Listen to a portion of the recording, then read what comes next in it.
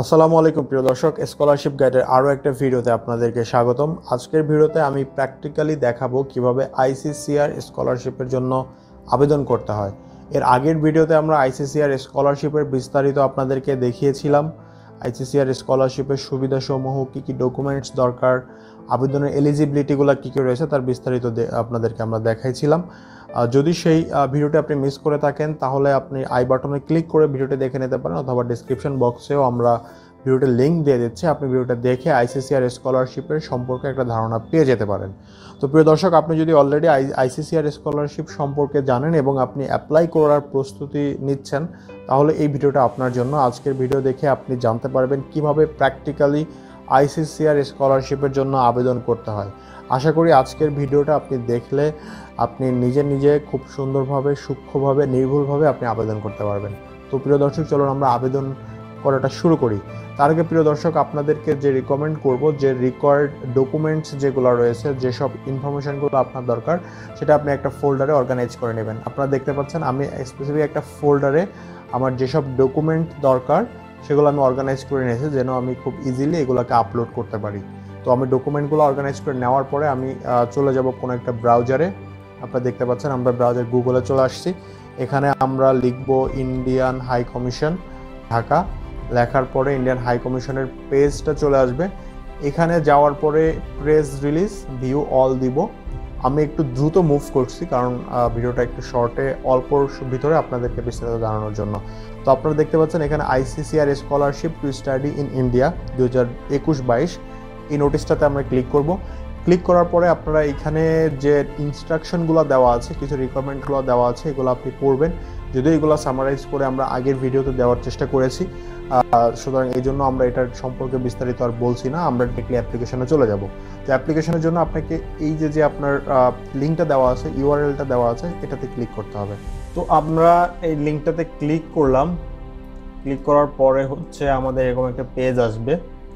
এই পেজে হচ্ছে আপনি বিস্তারিত জানতে পারবেন। করে রাখতে হবে আপনি এখানে যে অপশনটা দেখতে পাচ্ছেন, এখান থেকে আপনি ইউনিভার্সিটি লিস্ট ইনস্টিটিউট, এখানে গিয়ে হচ্ছে আপনার ইউনিভার্সিটি সম্পর্কে স্টাডি করে অথবা গুগল স্টাডি করে আপনি কোন কোন ইউনিভার্সিটিগুলো কোন কোন সাবজেক্টে অ্যাপ্লাই করবেন সেটা আপনি আগে থেকে একটা লিস্ট করে রাখবেন।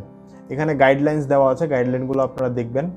এগুলা বিফোর ফর্ম ফিলিংয়ের আগে যে কী সব গাইডলাইন দরকার, ফিজিক্যাল ফিটনেসের format, A to Z guideline এখানে আপনি পাবেন। পাশাপাশি এখানে আরও কিছু ইনস্ট্রাকশন দেওয়া আছে, যেটা ক্লিক করে আপনি ইনস্ট্রাকশনগুলো দেখে নেবেন। আমরা ইনস্ট্রাকশনগুলো আগে দেখে নিয়েছি, এই জন্য এই ভিডিওতে ইনস্ট্রাকশনগুলো দিচ্ছি না। পরবর্তী ভিডিওতে হয়তো বা ইনস্ট্রাকশনগুলো আমি আপনাদেরকে দিব। তো এবার আমি চলে যাবো সরাসরি অ্যাপ্লিকেশানে। তো এখানে আপনারা দেখতে পাচ্ছেন ICC scholarship portal log in, যেটা লগ ইন আইডি, পাসওয়ার্ড তারপরে আপনি এখানে দিয়ে করতে পারবেন। তো যেহেতু আমাদের অ্যাকাউন্ট নেই, সেহেতু don't have account please sign up, এটাতে যেতে হবে। আমাদের আগে সাইন আপ করে অ্যাকাউন্টটা ক্রিয়েট করে নিতে হবে। তো আমরা এই লিঙ্কে ক্লিক করছি। ক্লিক করার পরে আপনারা দেখতেই পাচ্ছেন এখানে আমাদের একটা পেজ চলে আসছে। তো এখানে আপনারা একটু কেয়ারফুললি ইনফরমেশনগুলো দিবেন। কিছু কিছু ইনফরমেশন হচ্ছে আপনার কারেকশন করা যায়, কিছু কিছু ইনফরমেশন করা যায় না, সুতরাং একটু কেয়ারফুল থাকতে হবে। আপনার আন্ডার গ্রাজুয়েট, পোস্ট গ্রাজুয়েট, কোন সাবজেক্টের জন্য আপনি অ্যাপ্লাই করতে চান। আমরা আজকে আন্ডার গ্রাজুয়েটের জন্য অ্যাপ্লাই করব।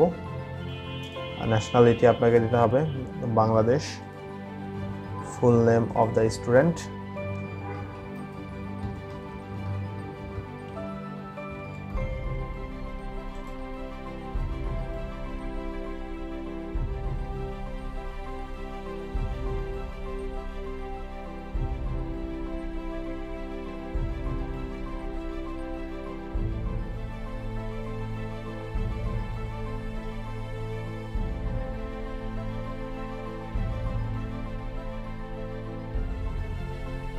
আমরা ইনফরমেশনটা ফিল আপ করে সাবমিট করে দিয়েছি। এবার হচ্ছে আমাদের একটা ইমেইল যাবে, সেই ইমেইল থেকে হচ্ছে আমাদের ভেরিফাই করতে হবে।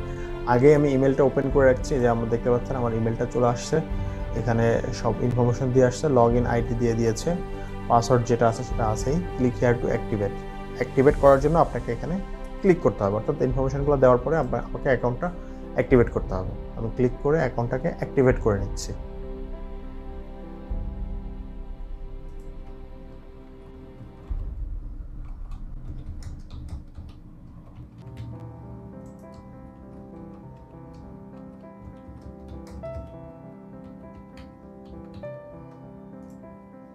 তারপরে লগ ইন সাকসেসফুলি, আমাদের লগ ইনটাও হয়ে গেছে। ঠিক আছে, তো আমরা হচ্ছে অ্যাকাউন্টটা ক্রিয়েট করলাম। ক্রিয়েট করার পরে আমাদের ইমেইলে একটা অ্যাক্টিভেশন মেইল গেল। অ্যাক্টিভেশন মেইল থেকে আমরা অ্যাক্টিভ করার পরে, লগ ইন করার পরে এরকম একটা ইন্টারফেস আসবে যেখানে আপনারা বিভিন্ন ইনফরমেশন দেখতে পাচ্ছেন। তো এই পর্যায়ে হচ্ছে আমাদের যেতে হবে অ্যাপ্লাই ফর স্কলারশিপ, স্কলারশিপে অ্যাপ্লাই। এখানে আমরা ক্লিক করব। ক্লিক করার পরে হচ্ছে আমাদের এরকম করে একটা পেজ আসবে। পেজটার ইনফরমেশন যেগুলো আছে সেগুলো আমাদের ফিল আপ করতে হবে। তো আমরা পর্যায়ক্রমে ফিল আপ করে আসি।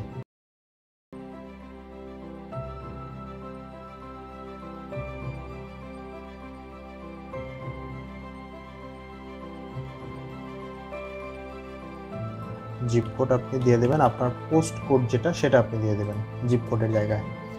আপনার টেলিফোন ইমেল অ্যাড্রেস এটা অটো নিয়ে নিয়েছে, এটা দেওয়ার সুযোগ নেই।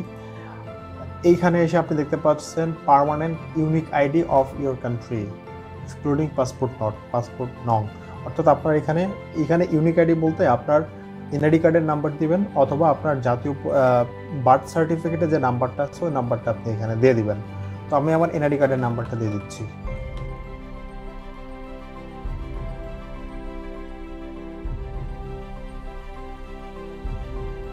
নলেজ অফ ইংলিশ, আপনার ইংলিশের নলেজ আছে কিনা অবশ্যই ইয়েস দিতে হবে আপনাকে।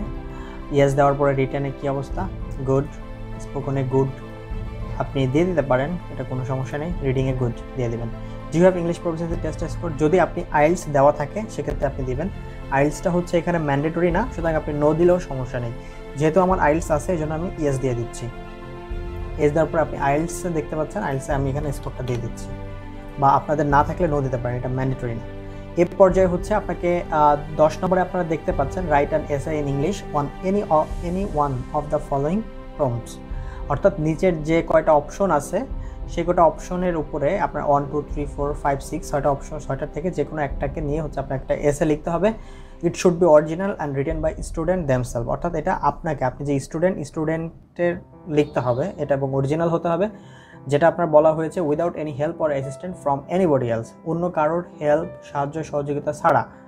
ই plagiarism is noted, plagiarism is noted মানে হচ্ছে যদি আপনি কোনো ওয়েবসাইট থেকে বা কোথাও কপি করেন, সেটা আপনার সফটওয়্যারের মাধ্যমে যদি ডিটেক্ট করতে পারে বা যদি ওরা ধরতে পারে যে আপনি নকল করেছেন বা আপনি কোথাও থেকে কপি করে নিয়েছেন, তাহলে the application will be rejected, মানে আপনার অ্যাপ্লিকেশনটা রিজেক্ট হয়ে যাবে। এরপরে বলছে the word limit of not more than 500 words. Not more than অর্থাৎ 500 ওয়ার্ডের বেশি হবে না, এটা 500 ওয়ার্ডের ভিতরে হতে হবে। শুড বি স্ট্রিক্টলি অবজার্ভ, অর্থাৎ অবশ্যই 500 ওয়ার্ডের ভিতরে হতে হবে। নট মোর দেন যেহেতু বলছে, সুতরাং 500 ওয়ার্ডের ভিতরে হতে হবে। It must be noted that the essay has to be only one topic else the application will not be considered. এখানে বলা হয়েছে যে আপনার নিচের যে 6টা টপিক আছে শুধুমাত্র একটা টপিকের উপরে দিতে হবে। আদার্স যদি আপনি 2টা বা 3টা টপিকের উপরে লিখেন তাহলে এটা আপনার অ্যাপ্লিকেশনটা কনসিডার করা হবে না। আপনি এখানে দেখতে পাচ্ছেন আপনি 6টা টপিক পড়বেন, পড়ে হচ্ছে আপনার যেটা বেটার মনে হয় সেটা আপনি এখানে লিখবেন, আপনি লিখে দিতে পারেন। এটা হচ্ছে যে এরা যেটা বলছে সেটা হচ্ছে আপনি অফলাইন হয়েও আপনি এখান থেকে টপিক নিয়ে লিখে নিতে পারেন। অর্থাৎ আপনি 2 দিন 3 দিন প্রিপারেশন নিয়ে আপনি লিখতে পারেন। আমাদের সাজেশনটা হচ্ছে আপনি এটা লিখে আপনার যে সিনিয়র তাদেরকে দিয়ে প্রুফ রিড করান, অর্থাৎ তাদেরকে দিয়ে চেক করান যে কোনো প্রকার ভুল আছে কিনা, বা তাদের কাছ থেকে সাজেশন নেন যে এটাকে আবার সুন্দর করে লেখার সুযোগ আছে কিনা। তো আপনি এভাবে বারবার করে লিখে এটাকে ডেভেলপ করতে পারেন। অফলাইনে ডেভেলপ করে এনে পরে কপি করে আপনি এখানে পেস্ট করতে পারেন। কারণ আমাদের এখানে একটা লেটার অফ মোটিভেশন আমাদের একটা দেওয়া আছে, এটা আমি জাস্ট হচ্ছে আপনাদের একটা আইডিয়ার জন্য দিচ্ছি। এটা যে এক্স্যাক্টলি আমি তো অ্যাপ্লাই করব না, আমি জাস্ট হচ্ছে টিউটোরিয়াল করার জন্য যেন আমার অন্য একটা স্টাডি প্ল্যান বা মোটিভেশন থেকে আমি জাস্ট কপি করে এনে এখানে পেস্ট করে দিব। পেস্ট করে দিলাম। আমার এখানে কত ওয়ার্ড হয়েছে এক্স্যাক্টলি দেখাচ্ছে না, আমার এখানে কিছু যাই হোক এটা আমি দেখাতে যাচ্ছি না। এনিওয়ে, তো এখানে দেখতে পাচ্ছেন 499 ওয়ার্ড লেফট, 350 ওয়ার্ড লেফট, অর্থাৎ আমার এখানে প্রায় 150 ওয়ার্ডের মতো হয়েছে। তো ইটস ওকে, আমি জাস্ট দেখানোর জন্য আপনাদেরকে দিচ্ছি। আপনি আপনাদের মতো করে অর্গানাইজ করে 500 ওয়ার্ডসের ভালো ব্যবহার করবেন এবং খুব সুন্দর করে অর্গানাইজ করে লেখার চেষ্টা করবেন। তো এই পর্যায়ে course applied for under graduate, আমরা আন্ডার গ্রাজুয়েটের জন্য অ্যাপ্লাই করব। কোর্স টাইপ আপনি কী ধরনের কোর্সের জন্য অ্যাপ্লাই করবেন সেটা এখানে দেখতেই পাচ্ছেন। এগ্রিকালচার, আর্টস, বিভিন্ন সাবজেক্ট রয়েছে। তো আপনি যেটার জন্য অ্যাপ্লাই করতে চান, আমরা ইঞ্জিনিয়ারিংয়ের জন্য অ্যাপ্লাই করব। সেটাই হচ্ছে আমরা এখানে সিলেক্ট করব। সিলেক্ট করার পরে হচ্ছে আপনাকে মুভ করতে হবে। তো আমরা ইঞ্জিনিয়ারিং সিলেক্ট করলাম। প্রিয় দর্শক, এখানে আমি আপনাদেরকে বলে রাখি, এখানে 5টা ইউনিভার্সিটি আপনি চুজ করতে পারবেন, আপনি কোন ইউনিভার্সিটিতে অ্যাপ্লাই করতে চান। তো সেক্ষেত্রে আমাদের সাজেশন হচ্ছে যে আপনি এই 5টা ইউনিভার্সিটি আগে থেকেই হচ্ছে সিলেক্ট করে রাখবেন। অর্থাৎ আপনি আগে থেকে ঘাটাঘাটি করে হচ্ছে আপনি একটা লিস্ট করে রাখবেন যে এই 5টা ইউনিভার্সিটিতে আমি অ্যাপ্লাই করতে চাই। সেই ইউনিভার্সিটিতে আপনি কি বিষয়ের জন্য অ্যাপ্লাই করতেছেন, অর্থাৎ সাবজেক্ট, সেটাও হচ্ছে আপনাকে নোট করে রাখতে হবে যেন আপনি ইজিলি অ্যাপ্লাই করতে পারেন। তো আমরা সিলেক্ট করে নিলাম বিটেকের পরে আমরা আমাদের যে সিলেকশন যে ইউনিভার্সিটি লিস্ট ছিল সেখান থেকে আমরা একটা ইউনিভার্সিটি সিলেক্ট করে দিব। ফর এক্সাম্পল আমরা একটা ইউনিভার্সিটি আমাদের লিস্টে আছে, আমাদের চয়েসে আছে, সেই চয়েস থেকে হচ্ছে আমরা দিল্লি ইউনিভার্সিটি সিলেক্ট করব এবং সেই অনুযায়ী আপনি এখান থেকেও ইউনিভার্সিটির ওয়েবসাইটে যেতে পারবেন বা কোর্স ভিউ করতে পারবেন। তো আমাদের সাজেশন আগে থেকেই আপনার কোর্সটা সিলেক্ট করে রাখা। এরপরে আপনি কোর্স বা সাবজেক্ট 1 যেটা আপনি যে সাবজেক্টে পড়তে চান সেই সাবজেক্টটা আপনি এখানে ইনপুট করে দিবেন। তো এভাবে পর্যায়ক্রমে হচ্ছে আপনাকে প্রত্যেকটা ইউনিভার্সিটি আপনাকে ফিল আপ করতে হবে। আশা করি আপনারা আগে থেকে লিস্ট করে রেখে ফিল আপ করবেন। আমি আমার লিস্ট অনুযায়ী ফিল আপ করে ফেলছি।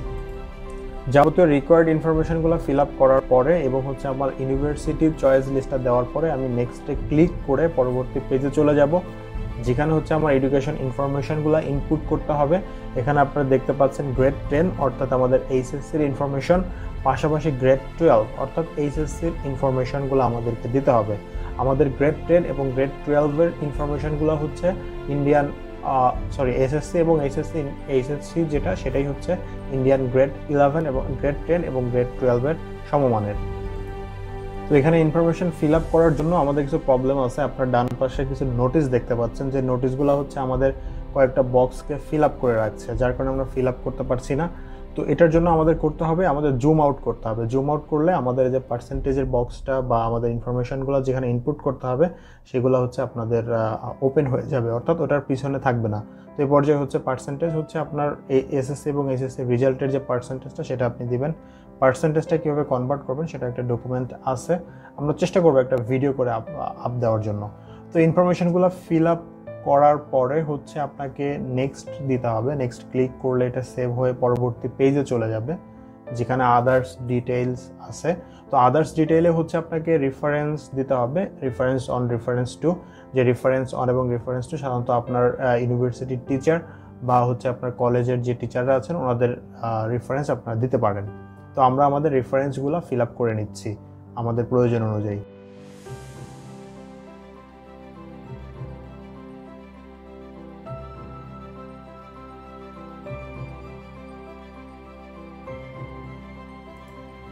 তো এই পর্যায়ে হচ্ছে আপনার ইন্ডিয়াতে কোনো ফ্রেন্ডস বা রিলেটিভস আছে কিনা, যদি থাকে তাহলে ইয়েস দিবেন। ইয়েস দিয়ে ইনফরমেশনগুলো ফিল আপ করবেন। আমার যেহেতু নেই আমি নো দিচ্ছি। এর পরবর্তীতে বাকি যে ইনফরমেশনগুলো আছে সেটা আপনি পর্যায়ক্রমে, যদি আপনি ইয়েস হয়ে থাকে ইয়েস দিবেন, নো হয়ে থাকলে নো দিবেন। আপনি আইসিসিআর স্কলারশিপ এর আগে পেয়েছেন কিনা নো দিবেন, বা অন্য যে ইনফরমেশনগুলো আছে সেগুলো আপনি পড়ে বুঝে নো দিবেন। নো দিয়ে পর্যায়ক্রমে আপনার ইনফরমেশনগুলো আপডেট করে নেবেন। ইয়েস অথবা নো যেটা হোক আপনার অনুযায়ী হচ্ছে আপনাকে দিতে হবে। এ পর্যায়ে হচ্ছে কোথায় সাবমিট করতে যাচ্ছেন, ইন্ডিয়ান হাই কমিশন ঢাকা না চিটাগং নাকি অন্য যেখানে আছে সেখানে। যেহেতু আমি ঢাকাতে জমা দেবো এই জন্য আমি ঢাকা ফিল আপ করলাম। এরপরে আদার ইনফরমেশন যেগুলো আছে এর পরবর্তী আপনাকে সিগনেচারটা আপলোড করতে হবে, বা সিগনেচারটা আমরা আপলোডটা করে নিচ্ছি। আমরা সিগনেচারটা আপলোড করে দিব। সিগনেচারটা আপলোড করার পরে এই পর্যায়ে হচ্ছে আপনারা দেখতে পাচ্ছেন এখানে প্লেস আছে, প্লেসটা হচ্ছে আমরা লিখবো কোথায় বসে সিগনেচার করলাম। দর্শক আপনারা ভিডিও দেখতে পাচ্ছেন আমার একটা ভুল হয়েছে, যেটা আমি ডেট লিখেছি এটা ডেট হবে না। আমি ঢাকাতে বসে সিগনেচারটা আপলোড করেছি, সে ঢাকা লিখবো। এরপরে টিক মার্ক করে আমি নেক্সটে চলে যাব। প্রিয় দর্শক আমরা পরবর্তী পেজে চলে আসছি। পরবর্তী পেজে আমাদের প্রয়োজনীয় রিকোয়ার্ড ডকুমেন্টস যেগুলো আছে সেগুলো আপলোড করতে হবে। আমি আমার যে প্রয়োজনীয় যে ডকুমেন্টসগুলো সেটা একটা ফোল্ডারে অর্গানাইজ করে নিয়েছি, যাতে খুব সহজে আমি ডকুমেন্টসগুলো আপলোড করতে পারি। তো প্রিয় দর্শক চলুন আমরা পর্যায়ক্রমে আমাদের ডকুমেন্টসগুলো আপলোড করে নিই।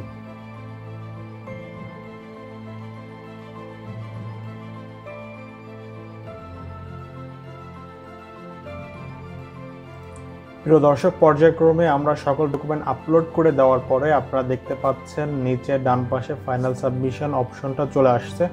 আমরা ফাইনাল সাবমিট করব না, যেহেতু এটা একটা ডেমো করলাম।